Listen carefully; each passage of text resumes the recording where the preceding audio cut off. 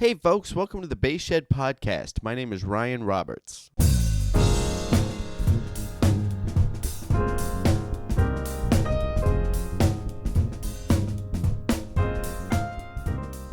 Welcome to episode 35 of the Bass Shed Podcast. My guest today is Uxia Martinez Botana. Uxia is a principal bassist in the Brussels Philharmonic, as well as she's had the principal chair in some other orchestras. She landed her first symphony gig at age 16. She started playing double bass at 6 years old. Man, it's crazy. Such a young age to start playing upright. It's a really cool story. And it was a great time talking to her. We talk about. We cover a lot of ground. This was a really long conversation, actually. I think all said and done, it was like maybe a little bit over 3 hours. And so this is basically just the first half of the conversation, and I may release the back half of the conversation as another episode. If not, it will definitely all be up on YouTube. We cover a lot of ground. We talk about her role as a teacher and how she approaches teaching. And what else we talk about? We talk about the thing we really talk about is turning tragedy into art and how that even related to her career. I think those were the big takeaways for me, and we kind of get into a lot of the life and humanity of artistry and music. And that was a lot of fun. It was a lot of fun to talk about all that with her, because she's got some really inspiring. She's got a very inspiring story, and I really liked hearing what she had to say. It was a fantastic talk. As always, I want to talk about D. Lakin Basses. Dan Lakin over at D. Lakin is building me the custom 5-string fretless. For those of you that may follow the Bass Shed on Instagram, maybe you saw the picture. There's some more information up at thebasshed.com about it. I'm honored to be a part of the D. Lakin family, and have a bass and have co-designed the bass with Dan and his building team, and be a part of the Inspired By series. So this is the Inspired By Ryan Roberts, and it's humbling to be a part of the bass players that are also have contributed design ideas and worked with Dan to create some basses. Really cool stuff. So definitely check out D. Lakin Basses. Shoot Dan an email. Tell him you're a friend of Ryan Roberts and the Bass Shed. And he is always happy to talk to anyone and everyone about basses and bass construction, and really get in touch with what the player is looking for. Him and I definitely went back and forth on some stuff, and he reached out to Bartolini for me because I had some preamp ideas, and Bartolini emailed me back and told me why they don't do what I was looking for, and it was all that stuff was really cool. I was looking for a sweepable mid knob on the bass, like a stack pot, so sweepable mids and then boost. And he told me why he doesn't do it, and it's some stuff like I don't think about. Like obviously they know what they're doing. They're fantastic. All those guys are fantastic at what they do, and it was great to really talk with them on a level of bass construction and design. It was really fun stuff. So check that out. Check out D. Lakin Basses. All right, getting back to the episode. This episode starts off with me not knowing how to pronounce her name. And she corrects me, and then we go from there. But I think it's funnier because the conversation had already been going for maybe 20 minutes or so. And then I finally dove in and I'm like, all right, I'm sorry about this, but I have no idea how to pronounce your first name. And I had it for a minute and then forgot and then screwed it up. So that's the backstory, and that's what you're being dropped into. So here's the wit, warmth, and artistry of Uxia Martinez Botana. Uxia. Uxia. I still messed it up.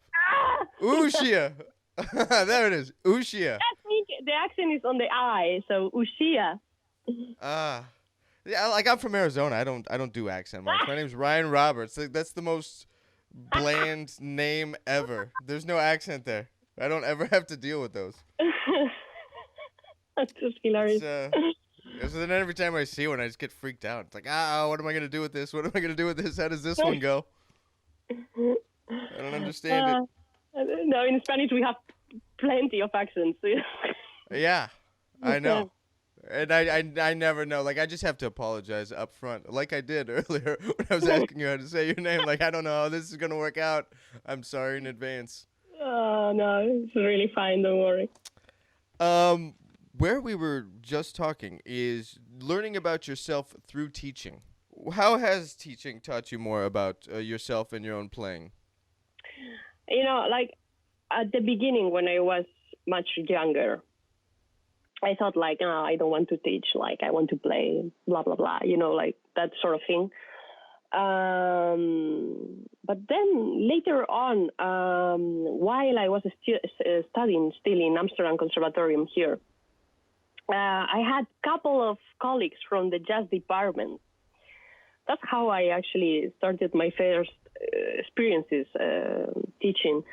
So I had a couple of colleagues in the jazz department that while I was still studying in Amsterdam, they would come and ask me if I could teach them bow technique or left hand technique because they wanted to learn something more from the classical world. And I would, Yeah. even if I was still a student, really, but I would like do it because I was always very curious about the jazz world as well. I was going to their concerts and I always had this thing that I should also know a lot about jazz as well because I think it complements very well the classical. And I also think actually to my students in Barcelona and in Barenboim Academy, I also tell them that they have to learn jazz. It's so it's really so important for a classical player and Baroque as well, but jazz especially. Really? Really? Yeah. I Okay. think See, I know jazz players think that about classical, where like to really get your technique together, make sure you're generating a sound properly, and with the solid technique and the use of the bow. And you can always tell the better jazz players yes. that have spent their time with classical. But I've never heard a classical player kind of put the same emphasis on jazz. That's I think interesting. so. I think so because it does open your mind a lot. I mean, it Sure. did open my mind a lot because I started to see everything I was practicing from Bach to Bottesini to other contemporary composers. You see things differently because you see the structure way different and I think in a way deeper way than you were doing it before as just a classical player. So I think there is a next level to really learn jazz as well, together with classical. But I think that, Yeah. it's underestimated in our system. I don't know very well how it's in America. But, for example, in Europe, maybe you can choose it as a minor subject, but it's never integrated in our system, in Oh, our really? teaching. Yeah, and I started this year. I started in Barcelona a program together with jazz and baroque as well, because I think a bass player should be 360 degrees. You Yeah. should know a little bit of baroque. You should know how it works with baroque, with gut strings, with that, and you should also know how jazz works, and all that should really make you a musician, not only a bass player, but like a Sure. 360 degrees musician. And I Yeah. think that's really important for students. But going back, why I learned so much from teaching is because I had to start asking myself things. When you are young and you are studying, you don't ask yourself why you do it. You just want to achieve results, but you Right. don't really go deep thinking what you are truly doing. So when I started, which actually they were my own colleagues at the school, jazz colleagues, when I started to teach them, they would make questions to me, and I would think like, well, I never thought like how to do vibrato. I mean, it was just there. I started and I just wanted to get it, and I just went for it. But I never thought like how to explain, to somebody the mechanics of it. So Sure. like it really got me at some point. So I was still young, and I continue playing, and teaching really didn't cross my mind. But then, I don't know, I had other opportunities to do masterclass and other stuff with teaching, and I started to get really interested in how, the mind works while you play and how the mechanics work. And as I said, like, I had myself many teachers, some of them amazing bass players, famous bass players, some other less famous bass player. But like, I think it's so important to get a good teacher, really, but not only a great player, but like a good teacher, like someone who can really, analyze everything and tell you how, because also, each person is a different world. So that was a fascinating thing also for me, because one person would work in one way, another person would work in another way. So I think it has made me way richer as a musician and also as an instrumentalist, to dedicate a lot of time to teaching, not only to play in the orchestra and to do solo and to do the chamber music that I do as well, but really with special attention to teaching. And I think I've learned with them, with my students, so many things about myself that before I wasn't aware. For example, patience. I never been like a really patient Yeah, really. I never been like a really patient person. I actually, I am someone with, I don't like to sit too much. I don't like to be too much in one place. I don't like to, so I always have to be in constant movement for things, no? But no, they have taught me to be patient with them and with myself as well. Because I am not also the greatest patient person with myself either, many times. So it's something that they have given me this. And another thing that they have given me is to really understand that, each one of them has a different character. I think in the classical music, sometimes, if you don't show sort of a very tough strength of character, sometimes, I'm not saying always, but sometimes if you don't show that, you are eaten up, by the system. And oh, wow.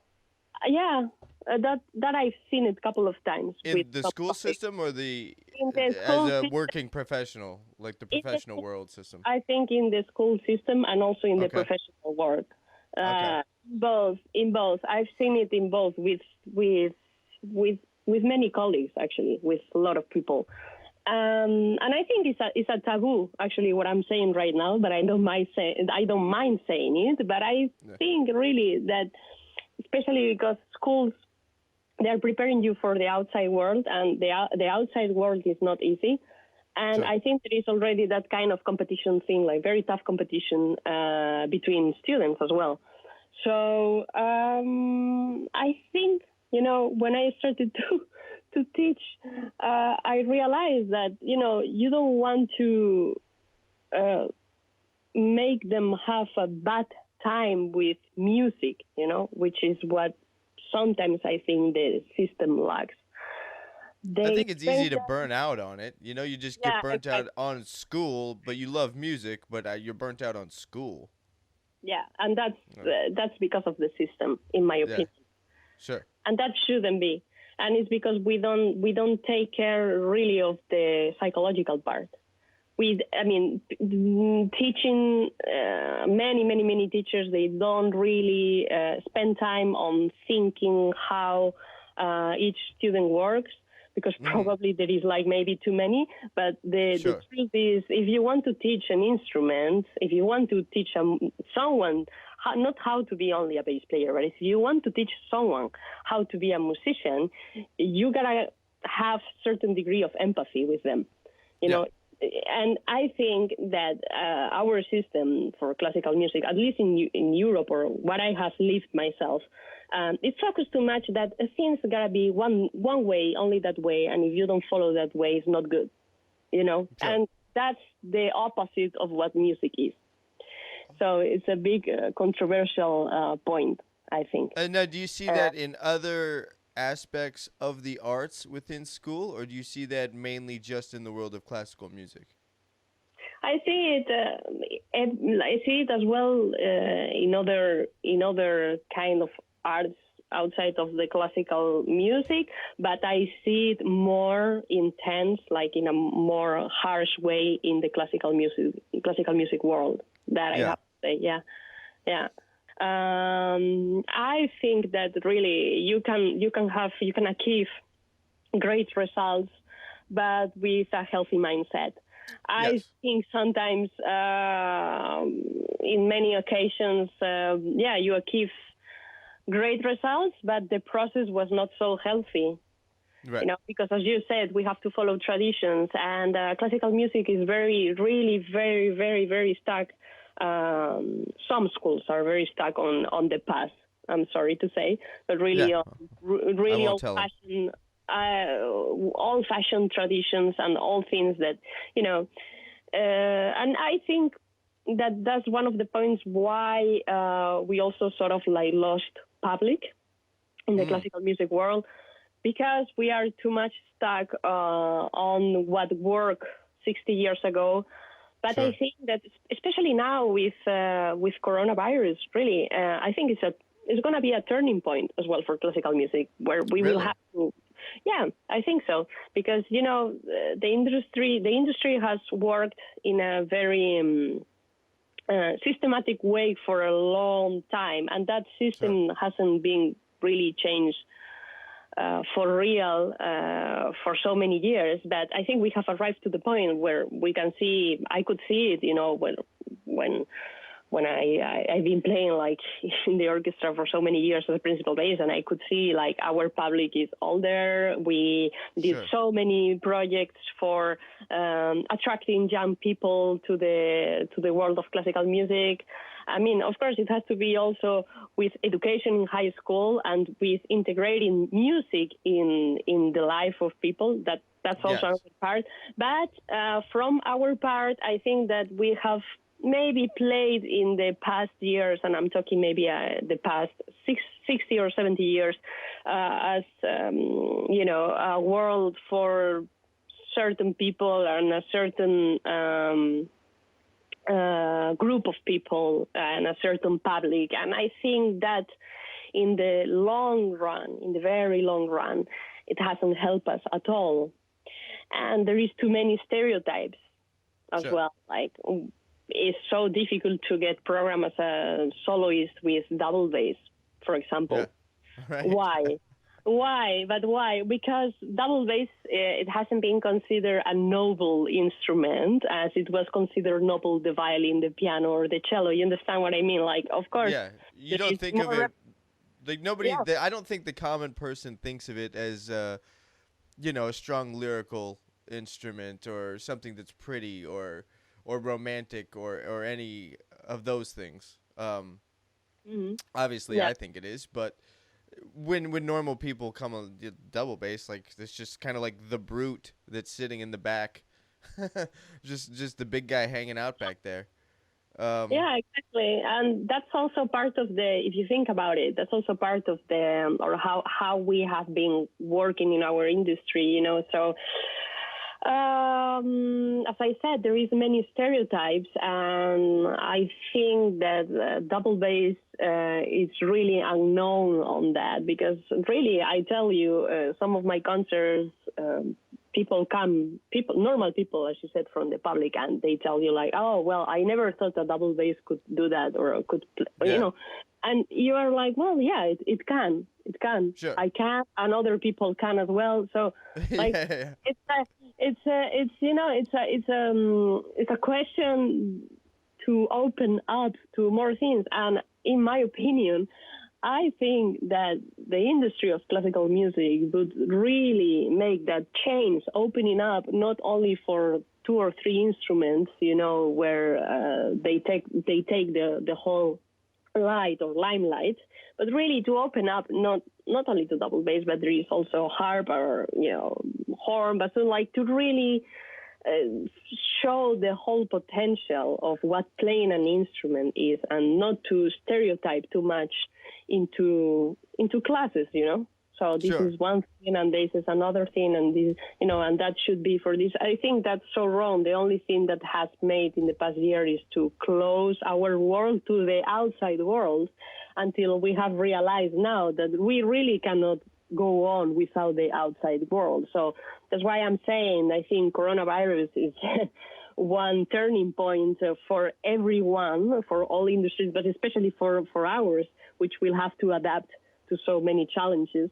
And I think Sure. that's also one of them, not the only one challenge, but definitely is one, like how to open up for the public. Because if you think about it, like how many of my students, and I'm talking about 20-year-old, 22-year-old, but do you think they are going to really pay for watching a concert online? They don't think like that, because it's the next generation to mine. I'm 32 now. I am 10 years difference with them, and they are not going to pay for it because they are used to have it in one click. Yeah, absolutely. So Absolutely.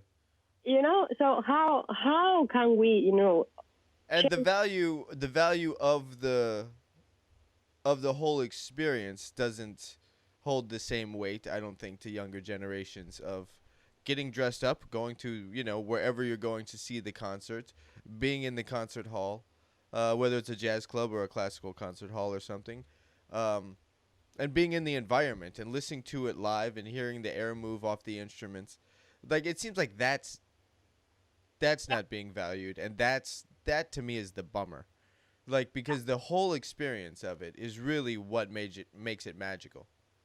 Yeah, I agree with you. I think for this next generation, that's why I keep investing in education, because we live in such a fast world with internet, with social media, and they even tell me, my own students, just post more videos, post more videos, post more videos. I'm like, okay, yeah, I can post more videos. I mean, I can get in my room and like post more videos, but really, do you want to only see me posting videos in the room, or like going to the next church here in the next corner in Amsterdam, and like just record something? Okay, yeah, I can do that.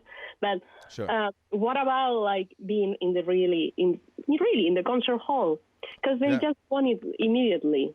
And you are right. I agree with you. That's the bummer. It's really bummer.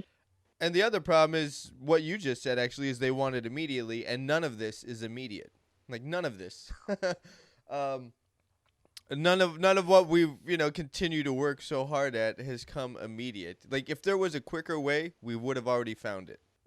Nothing's quick, and I think that the attention span is going to be a big hurdle for the students to cross, and teachers, and how to navigate shorter attention spans in person and even in videos. Yeah, absolutely. I mean, it's really important when, for example, when they arrive the first year to my class, I really try to transmit these values, because it's good to make a change and to adapt. But there is certain values about being an instrumentalist, about being a musician, that are really important. As you said, nothing is fast. Right. When they come to the lesson and they ask you, like, how do you do this with the left hand, and how do you do that? Yeah, it's like when I was your age, I was sitting on my practice room for hours and hours and hours and hours and hours until I get it. yeah, right. Until I figured it out, and then I was probably wrong. But I had something to show my teacher at the time. Exactly. And it took me a while to figure that out. But I tell you something, Ryan. It is also possible to make them see that, because not everyone reacts in the same way, but some of them, they do. They really do, and they do realize that they actually have to bring you something for the lesson, as you said, because otherwise, if you don't put that thing on their brain, they just keep on going in a very superficial way about what being a bass player is. Sure. So this is one thing that is important that players like me and like other people, which we are sort of active in the classical music world today, to keep these values, to of course adapt to the new to the new outside world, because we have to Right. adapt. Otherwise, we would just the industry would die. Yeah. But I think it's important to keep certain values. Otherwise, how can you inspire people if you don't tell them the whole story? Yeah. Yeah, and I think You some of that is know? like, um, I mean, on the topic of inspiring people, I think a lot of it is for me, is staying inspired myself. Because Yeah, if I'm communicating anything, yeah, uh, whether it's old knowledge to me or whatever, like super old fundamentals, to the student, it's not. To the student, I have to make that exciting. So I still have to think of the bass in some way that it's still exciting to me. And yeah, it's not just like this old hat that's kind of off to the side that I'm talking about. yeah. How do you go about that? How do you go about staying inspired for yourself as a player? As a player, I mean, I'm constantly really looking for new things, new repertoire, and also new technical things. I'm a little bit of a nerd with, for example, yeah, I'm a little bit. I have Join the club. yeah, real nerd of left hand technique, and Okay. then I try. Well, I try. No, I do sit in this room where I'm talking to you right now, many hours as well, or Yeah. just with my cup of tea, and I try to find new things. Also, what the fact that I actually have to give them something new in the lesson Mm. makes me be more active, because I remember when I was only playing, for example, in the orchestra. Well, you sort of like, of course, you practice, because as a principal bass, you have to do a lot of work, but it's not the same as if you have the responsibility of going to the next lesson and showing it to the student. I Mhm. also get very inspired by their young energy. Okay. I sort of like need that, like in a way. I see in many times myself reflected on them, and I Mm. know what they are thinking, and this is something really really cool. Also to encourage them, because many of them, they go through all the doubts that we had, like, can I make my living out of music, or can I do this, or I'm going to make it really with music, because it's a really tough career. How do you answer So that question now? I mean, not to sidetrack you from where you what you were talking yeah, about, but how do I uh, answer? how do you answer the question? Can I make a living for music? Because Mhm. when we were their age, I'm 38, so I'm just a little older. When we were their age, it wasn't. I mean, it's within the last 10 years, it's changed dramatically. Yeah, I know that. Um, yeah, and so I mean, I'm not even. You're in another country and you're playing classical music, so that's all completely different. Yeah. Um, I don't know how I No, would answer it. I'm trying to think how I would answer it. I don't. actually, what I answer is like, you are not in the moment to think right now if you are going to make it with the money or not. Don't think about the money now. Now you have to think about getting really good, a Yeah, real good musician. yeah. So do That's not, accurate. do not get too, don't you lose your perspective by Sure. the outside noise. If you focus on the outside noise, if your head is like talking to you, because it does talk to all of us, but Oh yeah. if you do listen too much to this, like all the time, every day, you're just gonna get in a spiral that is just going to unfocus you completely, and you are Hmm. there. Really, you are not going to get anything. Then really, Sure. you're not going to get anything. And then the second thing is really, do not listen too much to people's opinion. Follow your intuition and go for it. But Mm. go for it really with all your strength, with all your heart, with everything, and Yeah. and you'll just go for it. But don't. don't stop listening to yourself. You need to Sure. listen to yourself because you always know. You Yeah. always know. You know, Yeah, I think that was some of the best advice I got. Not even from a teacher, from a musician I used to work with. yeah, Somebody I really respected, and that was his thing, man. Just like you always already know, it's already within you. Like what you want to do, what your career is gonna be, it's already in you. Like if you just stick to your own whatever that word is, you just stick to yourself. It yeah, works out. yeah. I was told that when I was 12 years old. Okay. My first teacher had a very big impact on me. It was the bass player of the Moscow Virtuosi Orchestra, the Okay. principal there. And during the 90s, there was that crisis big crisis, economical and social crisis in Russia, and many of them they moved to Spain, to the north Okay. of northwest. And when I started lessons with him, I was extremely unmotivated because I didn't know because I wanted to play cello at the beginning. I didn't choose for bass. bass You know, sort of when I was reading through your bio, like I had questions about that because you started at 6, and then I saw another video of you explaining the process or like those early formative. So I do want you to talk about that actually when we get there. yeah.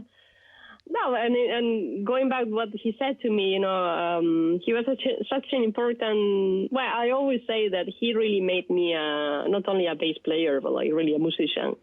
Okay. And I think that's the mark of a great teacher on the instrument is when they yeah, invest into your musicianship and teach you yeah, how to think and teach you how to listen and conduct yourself as a professional, even for a lesson, yeah, showing up prepared, showing up on time, all those things. I think yeah.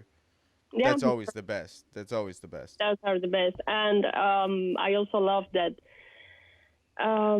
he was like gasoline for me. Really, he was really like I That could. could go either way, like destructive, Yeah, or like really yeah. ignited you in a good way, or just burnt your house down. Like that could go either No, way. no, because I always wanted to play for him. I Okay. admired him so much because Sure. I was telling him in the lessons when I was a kid, like, I am going to get as good as you, and he was answering me back, you're going to get even better than me. Oh, great. That's great.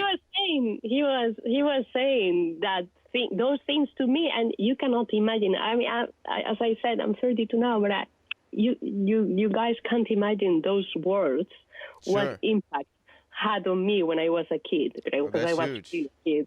Yeah. And yeah, Is he when still he was, is he still alive? no, unfortunately Ah, not anymore. that's sad. For me, it was a big heartbreak, but I bet. yeah, but he's been actually the only person who actually really said that to me. And before I left, when I was 18, I left to the Netherlands, and before I left, he said to me, never stop listening to your intuition, Yeah. what you already know, never. And then he said, just let them talk, but do not listen. he said that. Oh, He man, said that's that. just great advice for life. Uh, Just let them talk. Don't listen. Just stick to yourself and stay on your path. yeah, it was a big. I think because of the age, I was, very, very, very young. So those words, they really stick with me for till today, and I think they will stick forever. And I want to give the same theme to my students because they will face many, many, many situations in their life, not only Sure. professional but also personal life, and to face also many personal situations in your life also makes you a greater musician and a greater Yeah. That's artist. So you need to yeah. live. So Yeah. you need to live. That relationship between the artistic life and what you do. I mean, for us on the bass and everything that happens when there's not a bass around. It's funny how it's all the same. Like Yeah, whatever you're showing up with, and whatever you're bringing to your musical life, like that's the same thing that's happening in your personal life, and vice versa. Yeah. And it took me, I don't know, I think I started to understand that a little bit better in my early 20s. But then, like, thinking through a lot of just musical principles and musicianship principles, uh, and I started to realize the humanity in music then, and how it's just so connected.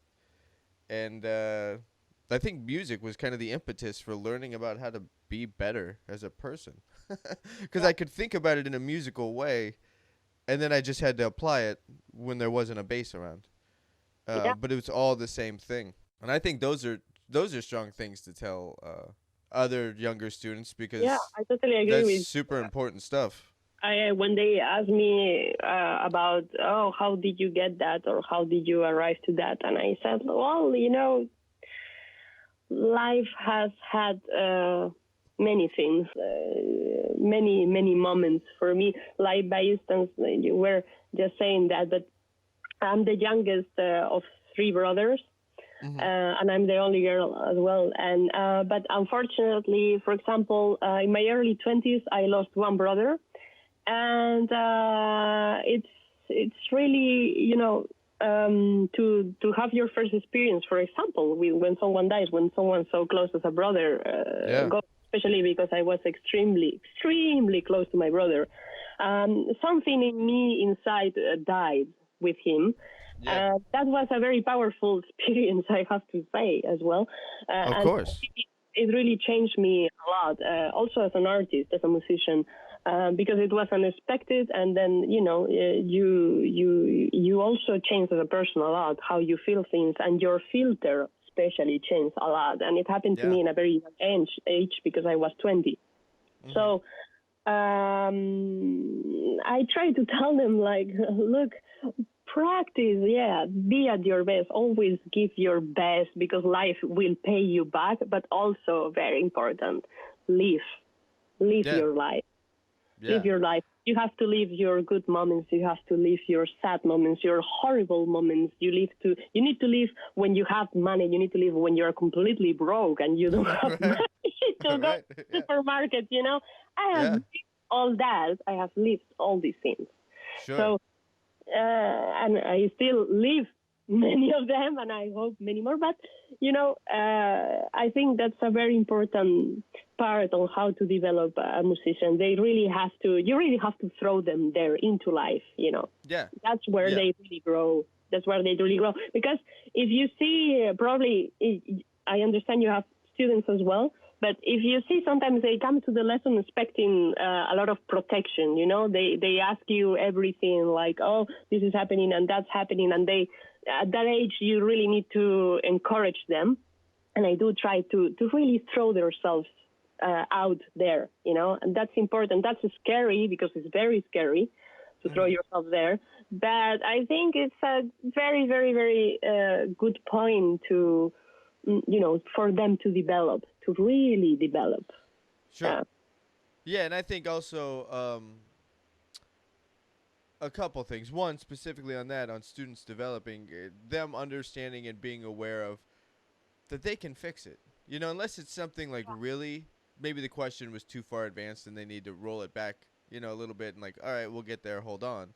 But I think I hope to lead students to help them so that they can find the answers on their own. Yeah. So I always try to ask leading questions, but eventually they need to know that they can see it in a way that makes sense to them. Yeah. So by them talking through it and them answering the questions, they'll learn it themselves. Yeah. And then I think Yeah. that's then like those little light bulb moments go off and like, oh, okay, now I get it, and it all kind of comes out of their mouth, and Yeah. there's a different relationship then to the information instead of Yeah. just somebody who's older telling them this is how you do it. Yeah, and they are very used to that, Yeah. because the teaching system, they come to the lesson, and I tell them as well, first of all, you always have to bring me something new to the lesson. I don't want to hear the same thing as the last lesson, because it's not Right. interesting for you and it's not interesting for me. So just really search for it. And for all these things that you're saying right now, that I completely agree, you really need to throw them out there play, like for example, play. I remember when I arrived in Barcelona, when I won the professorship there, they Mm-hmm. were playing only twice a year a concert. I said like, no, how can you expect somebody to develop because of course you're going to be your whole life on stage. How can you expect them not to be afraid of the stage if you don't put them out there to play Yeah. every month, every 2 weeks, but they have to do it because otherwise they will arrive to their first audition or first concert, and of course you need to deal with a lot of um, psychological pressure. I mean, being on the stage is really not easy. But it's better that you teach them to love the stage by being Sure. on it, than rather than not being on it and fear the stage, because then you are not creating anything than a trauma, really. Right. Right. So Right. Then they're just always scared of it. Um, when you went or when you do go through traumatic events, like you mentioned earlier, yeah. what's the relationship you have to music at that point? Do you really dive in and kind of process your emotions through music, specifically on the bass, or do you like step away from actually playing the bass and just absorb different music? That's kind of Mhm. my thing. I don't always play. I just Yeah. listen a lot. Like Yeah.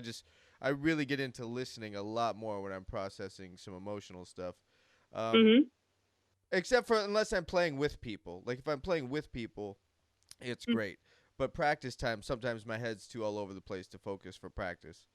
So the Mhm. practice is absorbing and really getting in touch with some of that stuff so that when I play, I can have something to draw from to get it out. For me, I really had to.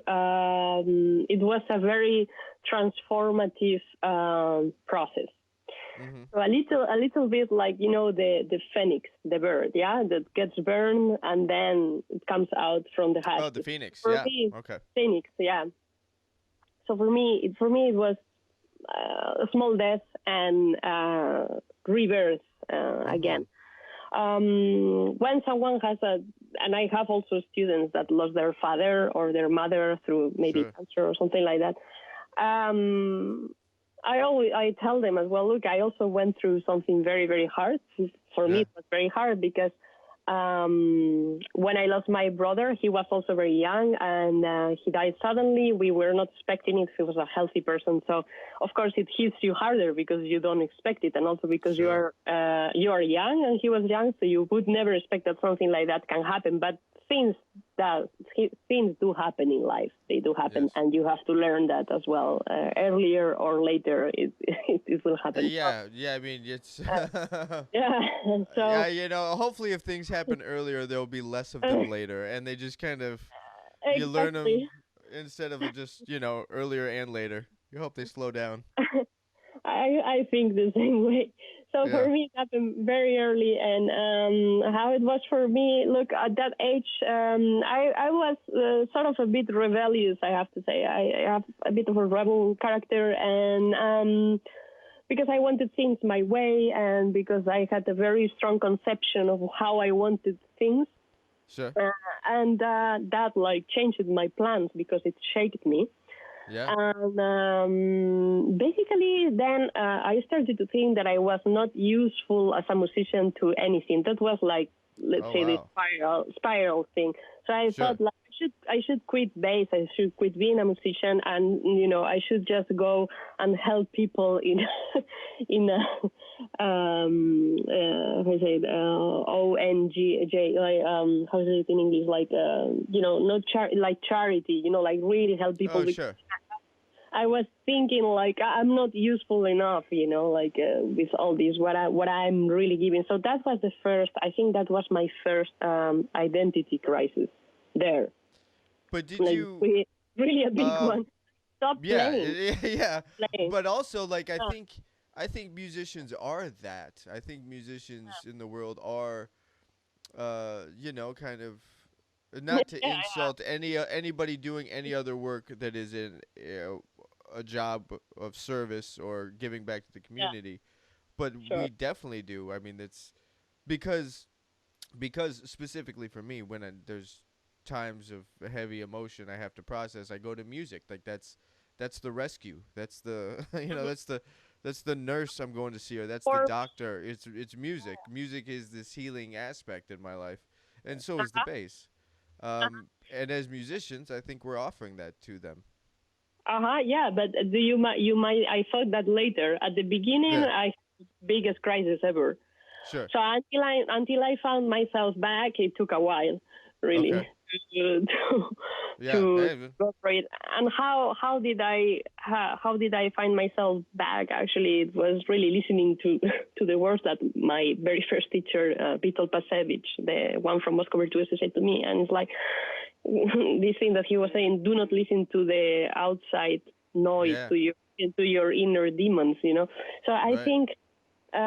I think for that moment that it was so difficult to manage emotionally something like that. Actually, It's also you know, a rough age to yeah, very manage the right. law. I I mean, you're still figuring out who you are in the world, and yeah, now you have to.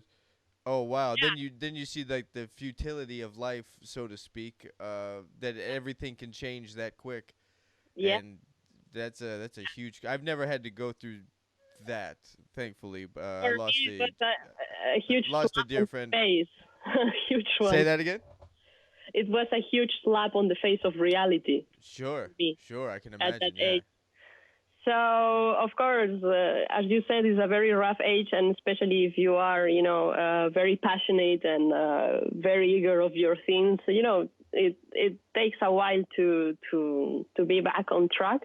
Yeah. But yes, I said at the beginning it was like non-acceptance at all of anything, not even of myself. So I didn't accept myself. I didn't accept what happened. I didn't accept anything. So to find acceptance, first of all, you have to go for no acceptance. So once you go through that, um, then you really start to, well, you do see the world in a different light, I tell you, after that. Yeah.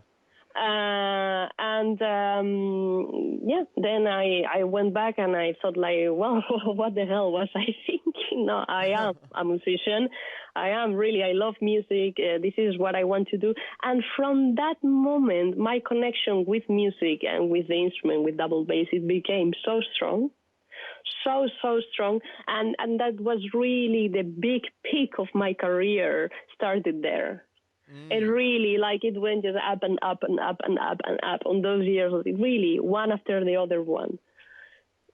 That's great. Crazy. Did you obviously like making that commitment to your career, Yeah. so being so intentional and so deliberate about it Mm. as an adult versus um you had started playing when you were really young, and you're just kind of playing along the way, but then as a young adult when you're like, no, this is what I'm doing, understanding more about the world in a very adult way, by having lost your brother and like having to Yeah. deal with some heavy things, like all of a sudden that decision, that makes sense to me that the career started taking off because the decision was like a real decision. Like Oh, very conscious. it was like, this is happening now, and this is not just something I do that I've been excelling at, and I'm just gonna kind of ride the wave.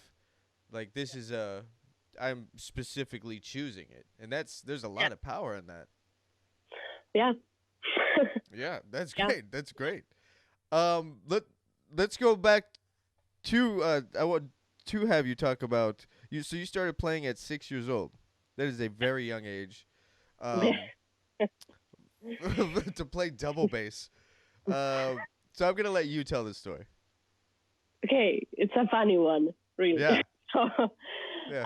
um, so basically, my parents are not musicians. As I said, Okay. my dad is a university professor of Latin and Greek, so all Mhm. languages, and my mom does like accountancy for the government, as government official. I don't know how to say that really in English, but like there is a specific term in Spanish for it. But let's say Okay. that she works for taxes Okay. in the office. Government officials, fine. Yeah. Government official. Yeah, Okay. we're good with that one. Yeah. Okay. So, but both of them, especially my mom, they love music and they love classical music, and my mom played piano, but she never, because of the circumstances, like she never went for a music career. She did something Sure. else, and but she always had this thing with music, and I was always like in the house dancing, and some musicians maybe like would come to the house because she had some friends musicians, and I would like, they gave me, the first instrument they gave me was a violin, and I always hated it. I hated like the thing of like putting it on your neck. And I was Yeah. telling the friend of my mother who is a musician, I was telling like, I find this posture like so horrible. I cannot like understand why people would do this, with their lives. Like really, Right. like just like twist your neck and put your instrument there. This is so Yeah. unnatural. I was really like this is not for me. So they present me Chinese violin, like it was half plastic, and I was Yeah. playing it like a cello, like Okay. that way. I really didn't want to put anything on my neck, really, or Yeah. something that would like block me. So I started to say to the friend of my mom, like, I think I really want to like play cello because it's like so beautiful, and beautiful melodies, and so Sure. romantic melodies, and I was really into cello. So I went to my mom and I said like, look, you gotta sign me up for the music school. And I was at that moment 5, and she said like, no, you are too young. You have to wait until you are 6. But I was incredibly stubborn, and I even escaped kindergarten once just because she said no to me, that I couldn't. Because I thought that she was not taking me I thought that she was not taking me serious. I thought like, You had to what prove the yourself. hell? Yeah. Yeah. I said, like, well, why can't you inscribe me now? Why do I have to wait 1 year more? I wasn't like really getting it, so I Right. tried to make some kind of protest at home. you Yeah, know, just like school happens on my terms, mom. That's how this is yeah, working. I go when I that's how want that to. works. I'm not falling in line with whatever the government says. I'm going now. So they can all just come to what I say as a 5-year-old. That's hilarious.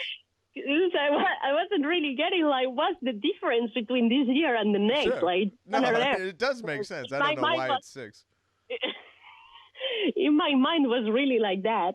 Yeah. So like I remember when I turned 6, I turned in August, in 7th of August, and I remember the 8th of August we went straight to.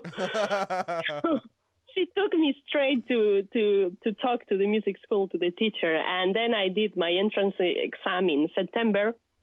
And I was so excited because finally I could play cello. Yeah. And I don't know how is the system in the United States, but like in Spain at that moment, I'm talking about the 90s. Yeah. So basically, you were getting in a list, alphabetical order, followed by the first letter of your surname. So I'm Martinez, first Mhm. surname. So the M is quite at the end of the alphabet. So I Yeah, stood it's kind of there. halfway, but way different Yeah, than B. Like B's right up front. yeah, Yeah, it's a that's why big I said jump. Yeah. Botana is because Spanish people, we have two surnames, father and mother. So Martinez is my father and Botana is my mother. So I Okay. felt like that would have, I mean, to use my mother's surname would have been much useful at that moment. Yeah. But of course, like the rules were like that, and when I arrived there, I stood in line like for 40 minutes at least. There was a long line, and when my turn arrived, my mother and my father were there with me, and I said like, well, yeah, which instrument would you like to play? I said, yeah, cello. I want to take cello. And it's like, oh, I'm sorry, the person that was in front of you just took the last place for cello. I was Mm. like, oh no. The worst. So what is left? Because I really wanted to be in the music school, Yeah. and there was left bassoon, horn, and double bass. None of those seem to be shocking that those were the ones left. Like, I'm not really shocked by any of those. I'm surprised trombone wasn't still available, actually. No, trombone was not available, but bassoon, horn, and double bass. And then my mother said to me, like, look, just choose horn because she loves horn. She really Okay. loves horn. She's like super fan of that instrument. Yeah. And she said, like, look, I have to run now because I gotta go to work, but I leave you here with your father. And but choose horn because you are gonna love it. It's like, golden and stuff like that, and blah blah blah. So yeah, she just tried to sell me the instrument that she liked. Yeah. And I stayed there with my dad. My mom left, and then my dad said to me, because my dad hates wind instruments. He does. So he started there. I like that he's trying to undermine your mom. Like, that's what's going on in my mind right now. Is your dad's like, no, that's not happening at all. One of the others. Just can't imagine what he said to me. So I was standing there with my father, like, I said, like, okay, Dad, so I'm going to choose horn, and then maybe next year I'm just going to change to cello, like something like that. Yeah. Just going to choose horn because Mom said. And then he looked at me and he said, like, well, you know what's going to happen if you choose horn, right? And I was like, what do you mean? Yeah. And what's going to happen?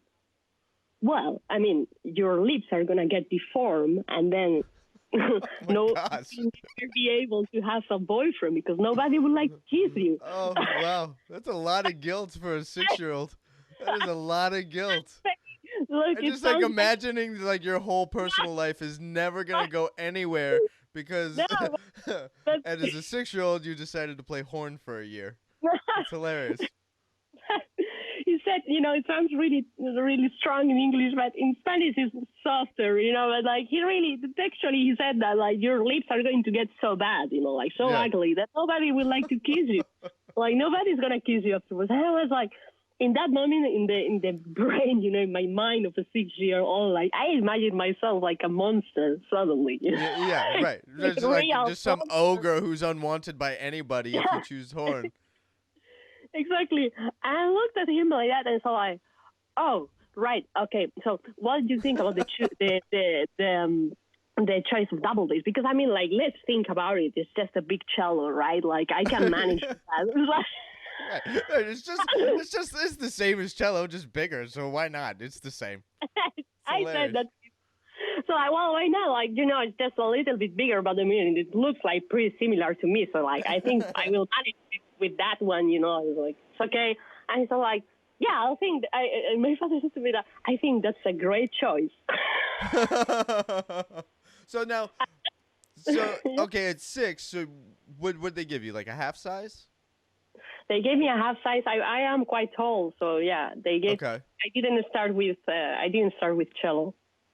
So because some of my colleagues were starting with cello, but adapted to double bass strings and stuff like that. But no, they gave me a half size. But at the beginning, I was really unmotivated because the instrument, actually, with all the love of the world to the teacher that was at that moment in that school. Yeah.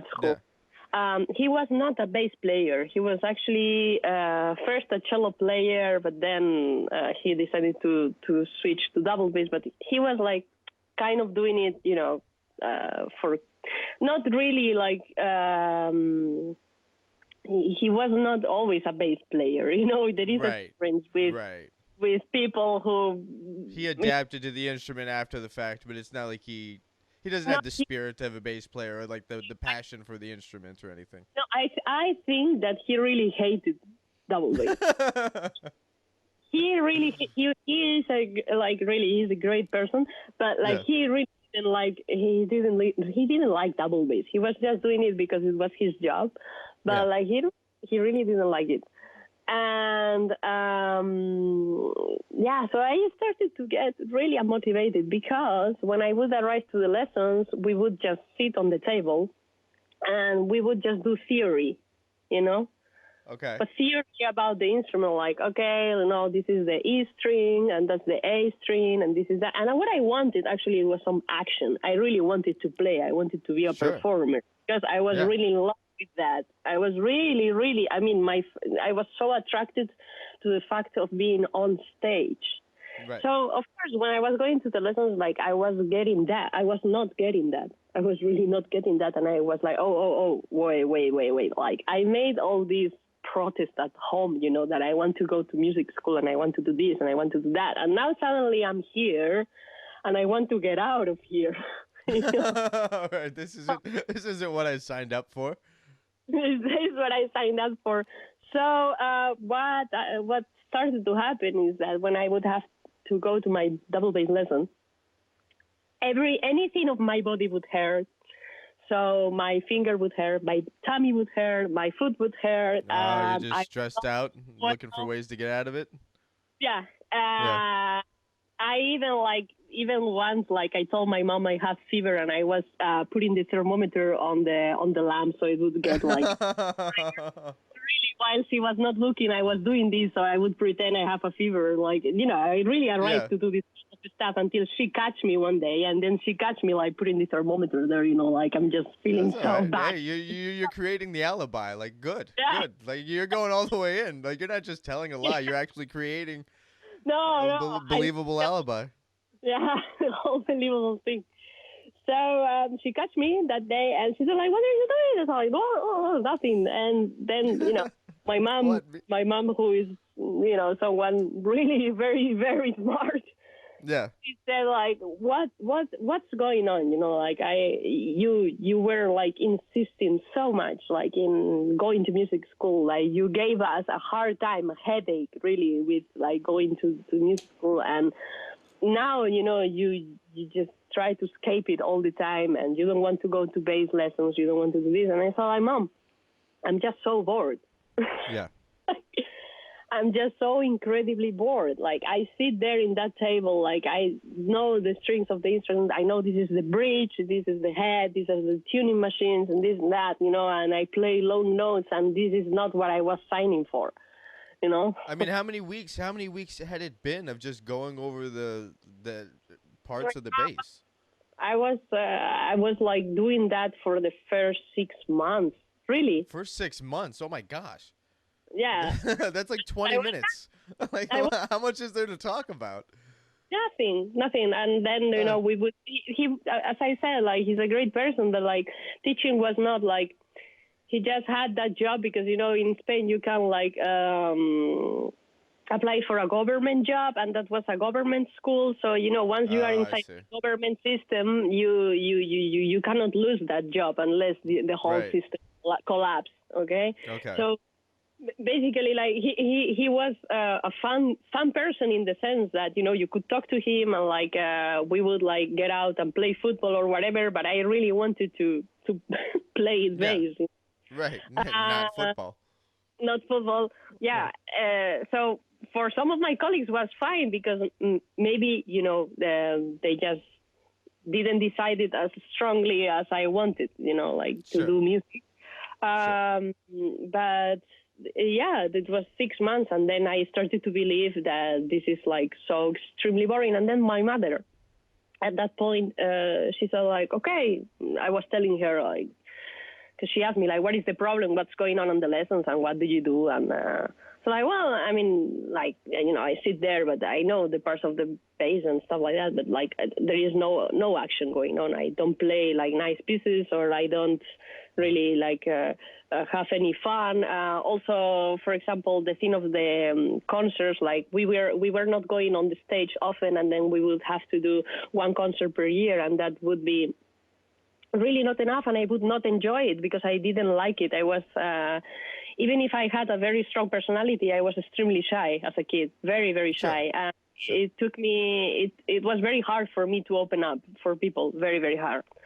And, well, yeah, I mean, that whole experience of like going on stage, that I was not doing it, in the whole year. Then suddenly getting out, the first time I went on stage, I went on blackout. So I had, I was supposed to play some long notes, and Yeah. I ran out of the stage.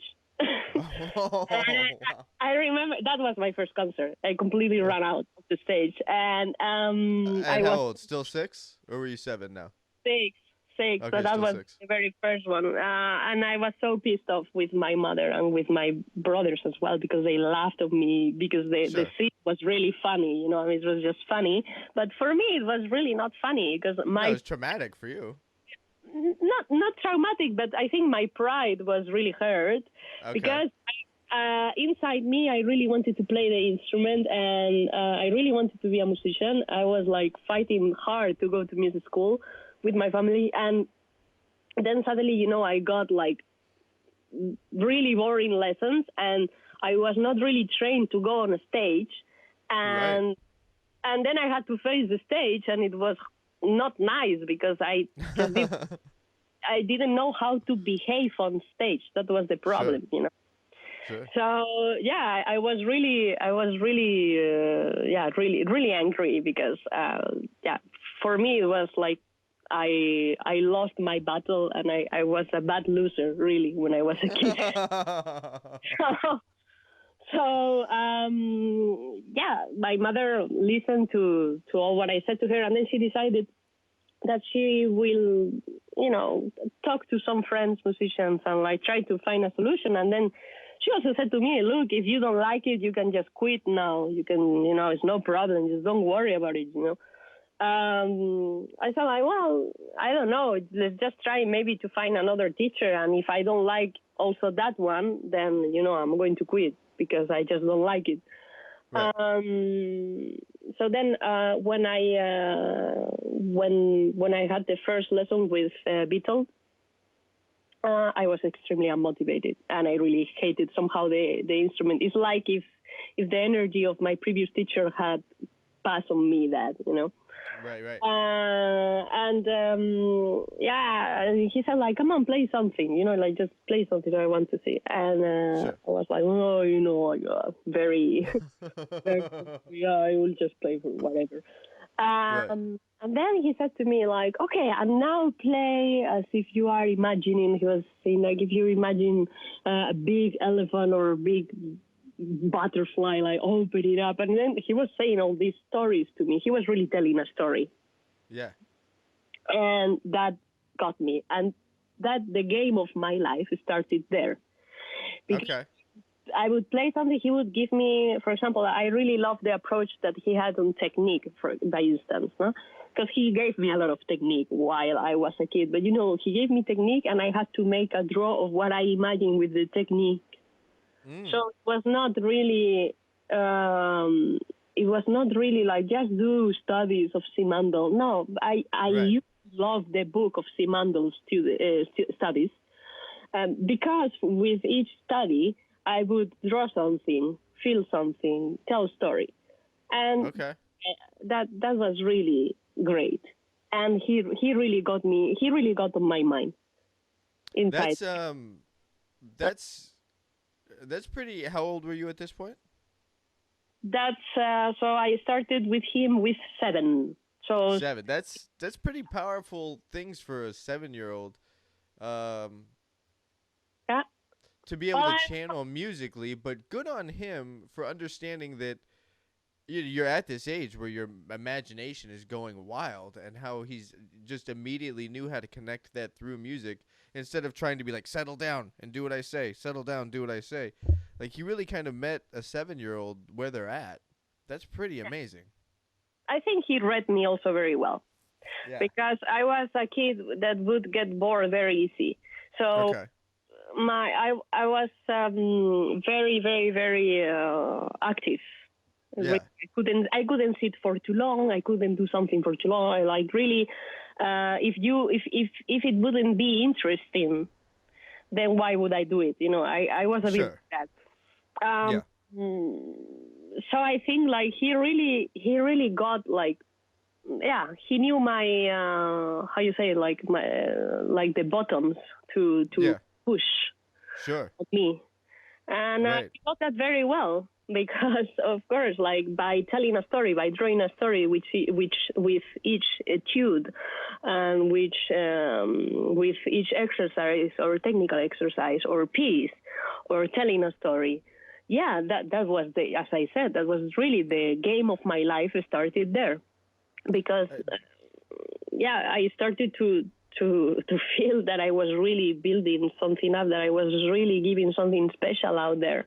I was yeah. creating something, and that got me big time. Really big time. And So now, as a professional, when you play a piece of music over and over again, and while you're working it out, or something you've been playing for a while, when you address that piece of music again, mhm. how's the story? So is it, are you trying to tell a new version of the same story? Are you looking for new corners and new details within the story? How does the story continue to I understand. elaborate, even though And it's the same piece? but Ryan, it cannot be the same piece because my life changes every year, every month, and Sure. every time I go back to something, it's not the same. If I have to play now Potesini Grand Duo Concertante, which I did last year with Czech Philharmonic, if I have to play it now again, it's not going to be the same than what I did in Prague, in Sure. Czechoslovakia. It's not going to be the same concert because it's impossible. That's Right. impossible. And it's going to be a different. It's All going to new be a story? different approach. It's going to be a different approach on the story, and it's going to Okay. be a mature story. I think it's like the good wine. When you get a piece, when you play a piece for the first time, it's still a very young wine. Yeah. When you get it back and back and back, yeah, you know the music, but it's never the same piece again and again and again. That doesn't happen to me. Okay. I mean, I don't get that feeling. What I get is I get more introspection on the piece. You know Right. what I mean? Right. That's what I was curious about. Because I Yeah. know for me, playing jazz, like, it can be the same tune, but Uh, now maybe all the other guys in the band are different since the last time I played this tune, or whatever. There's so many factors because that music is so much is left up to what we decide. hmm Um, But I was curious. I cannot play. I'm someone that I cannot play the same twice. Really. Okay, so you're bringing those like, I don't know if improvisation is the right word, but it seems like it is. You're bringing a newness and a spontaneity. That's what I'm looking for. You're bringing a spontaneity to the same piece of music each time. Yeah. Okay, Yeah. that's good. And also, for example, I do warm up a lot with back streets. Okay. Um, I tell you, every day or like when I get the bass bag, try to play first one or second one or third, four, five, six, whatever, any of the suites or any of the movements of the suites. I tell you, every time I get back the bass is never the same piece. I always get new feeling, new story, new or more mature, especially Sure. with bass. You need to have a certain maturity to present a suite, musical maturity and personal maturity as well. So that, and also with, I think with all the pieces, and even when I do technique as well, I'm constantly, it's good to be like a surgeon of the double bass. You know what I mean? Like to go so deep, so deep, so deep, so deep on it, Yeah. of your level of feeling and of understanding, that it really a whole world opens to you every time you start to play. How Yeah, do you it's communicate never. that to students? Because I think once we find how we can access that within ourselves, it's not something we know how to do it, but I don't know if I would know how to describe some of that. How would you describe it to students to get them to learn how to get in emotionally that connected to the instrument and what they're playing? Yeah, I think once again, everyone is every student is different from one to another. But yeah, I do try to open up my emotional world about what I'm feeling in that precise moment, or what I see, what I really Hmm. see in my inner world, because it's important for a musician to have a huge inner world, so Yes. that you can dig very deep on it, and those are, as I said to them, I always say those are deep waters. I say to Yeah. them, hey, playing, I say, when you play, when you go and play, and when you touch the instrument, it should be like a click. It's like if they drop you from up there and then you fall into a lake under the water. That's how I feel when I play. Yeah. It's definitely not reality. It's my own world.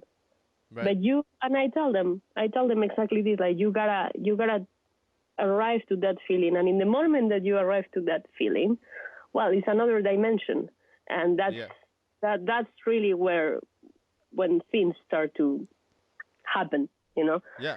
and they do. Many of them they do, and the most satisfying thing for me is when they come to the next lesson and they tell you, no, I discovered this and this and this and this. I think that's the whole, magic about that, is to keep a musician always discovering, always learning, always discovering. And for that, of course, you need to have that depth inside yourself. Otherwise, Sure.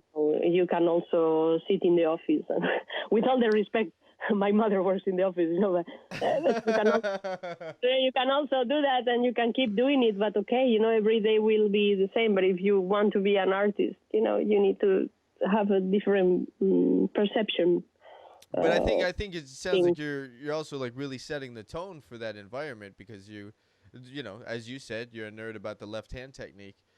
You're always searching, so you automatically are setting this tone for all your for students. them, absolutely. Uh, for them, so like you're bringing this energy to the lesson yourself, an excited, investigative, curious relationship with the bass that I think is Yeah, what's because the I word? was given that. Well, Contagious. Yeah, that's amazing. I was Uh, I was also given that, so I give them what I was given.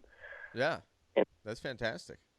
And I really, as I said, I had that one teacher that really marked me because I was very young. But then there's been also other teachers that gave me a lot. Of course, I had a very good, let's say, the basement of the house, yeah, which this guy gave to me. It was really strong. But later, I had other players that also had a huge impact as well. So Sure, yeah. sure. What are some of your other favorite takeaways? Like the first major teacher, was your second teacher telling you that gonna go on to play better than him. Like that was a major takeaway for you from that Uh, experience. What were some other ones? No, that was really that one, and then, but then it was different. That it was not like that, but it was more about. It's a good question. How to put it? It was more about.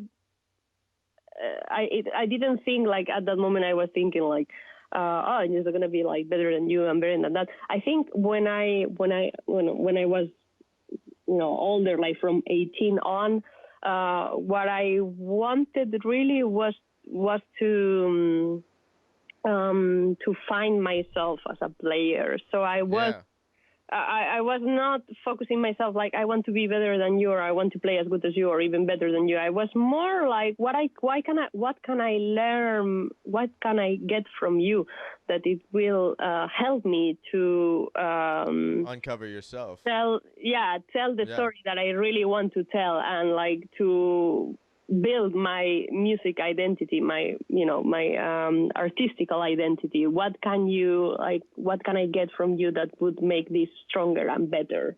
sure, Yeah, sure. it was more like that. It was more that approach, I think, afterwards. uh How do you feel that that's turned out looking back on those years, and now you're a professional and playing, you're in the principal chair. mhm. How where do you feel about your artistic identity right now? Do you feel like you're you and you're still growing within yourself, or there's still some aspects where you're looking to learn who you are? And now I understand the question's completely nebulous because we're always growing and changing. So in 5 years, if you said like, yeah, right now I'm definitely me, in 5 years you'll be like, yeah, but I've grown this much in 5 years. But just for right now's sake, how do you feel about the process? I feel like now I'm really very solid, way more Good. than I was really. Sure. So I feel very, very, very confident. I feel very Good. confident. Of course, as you said, yeah, we can always grow, and I always search for it. But I Yeah. feel I am in a point where I feel this maturity that I didn't feel before right now, and it has happened recently. I have to tell you. I think with the when I turned like 30, 31. Really? Yeah, Was that like kind of hitting that yeah, age landmark or like crossing that line like that really yeah. stepped things up into some new levels of maturity? Yeah, also because my life, where my life settled as well, like, Mhm. getting the position and concerts and stuff, like everything Sure. went, So also It's like now that, it's adult. Like now it's yeah, like yeah. now you're an adult. Crap. As well, yeah, yeah. Now This sucks. that's true. I mean, but it's true. Like, no kidding. Like, now Yeah. now I do feel like, okay. Like before it was there was a struggle, like a lot of struggle. Oh my God, like really Sure. so much, so much. Not only personal struggle, economical struggle, uh, social struggle. Really, it was not an easy road, not at all. No, it was not like we say in Spanish. It was not a road of roses, you know. Yeah, sure. No, I Pretty, think pretty the much, translation still works in English. Yeah, like I understand. pretty much the opposite. But yeah, after that struggle to really come out to balance, to a balance. Mhm. Yeah, that's But that struggle though, and like, I mean, I think when you always look back on your life, like it wouldn't have turned out this way if it had not gone through that process. The process sucked in real uh, time. Like while you're in it, the process sucks. The process sucks. But when you look back on it after you get out of it, it's just like, yeah, okay, that sucked. But it kind of this is the only way this might have happened is to go that way. I think I needed it. Yeah, That needed to happen. That I think, like, I believe that that was the plan sort of for me. Okay, like hmm, things had to happen in my life. Many things happened in my life, and yeah, in my personal and in my professional life, a lot happened. Like, it was sure. like living 40 years. In 10 years, I lived 40 years. Yeah, I know. Really, yeah, it was that intense. It was that intense. But I Sure. needed that. I really needed that in my life to come out with what is today. Absolutely, and I agree. Yeah. Yeah, I've had a friend tell me one time that I've lived like 5 lifetimes.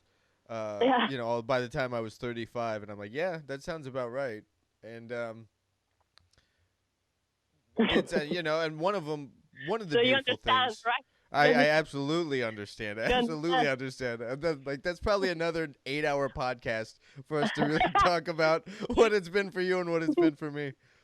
Um, but I think the understanding the loyalty of music through all of those things, and that I mean that's with the exception of my family, that's my oldest relationship is the bass, Yeah. and there's a there's a dedication to it because it's always been there for me, and uh, there's a I think a deep connection to it for the same reason, and Yeah.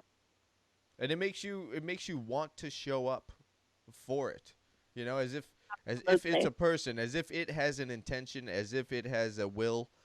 Um, I kind of personify the instrument sometimes, and I want to show Yeah. up for it to be Yeah. better, and me to be better with it, and all those things.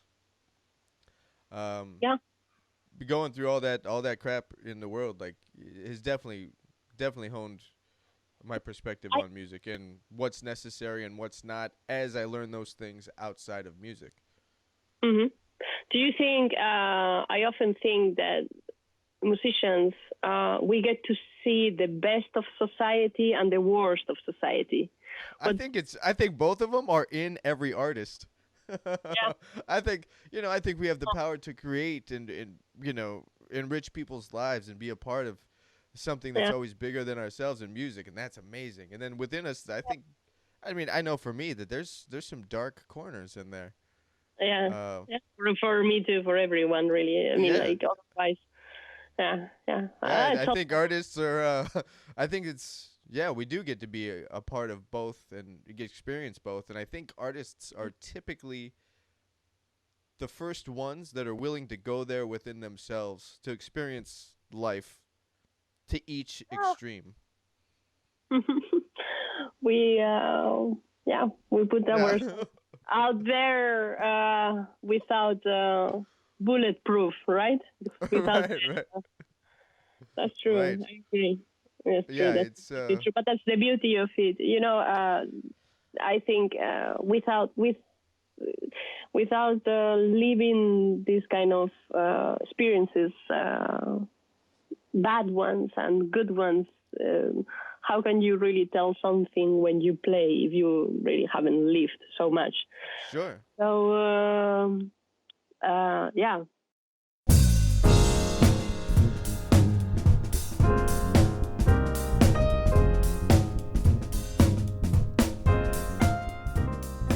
All right. So that was my talk with Uxia. I really like what she had to say about like having this inner life and this really big capacity within yourself to have this well to pull from when creating art, because I think that's so true, and I think that's so important to um, be able to identify with a lot of things and really be able to go there within yourself and challenge yourself to experience new things. Not only externally in the world, but internally, and really push yourself that way to grow emotional for your emotional capacity and your emotional awareness and all that stuff, because that will all always that will always all that's what I'm trying to say. It will always all inform your playing, especially if you're playing um, things where you really get to put your fingerprint on it. Now, I understand that we don't always get that luxury, but when we do, and we get the chance to put our fingerprint on it, it'll come from a really rich place of our own personal humanity. That's the best, man. That's the best. Is really being able to connect on a personal level to what you're doing, and then when everybody's doing it, man, it's powerful. That's powerful stuff. It's powerful stuff. All right, folks. That's her story. I'm sticking to it. I will catch you on the next one in a minute.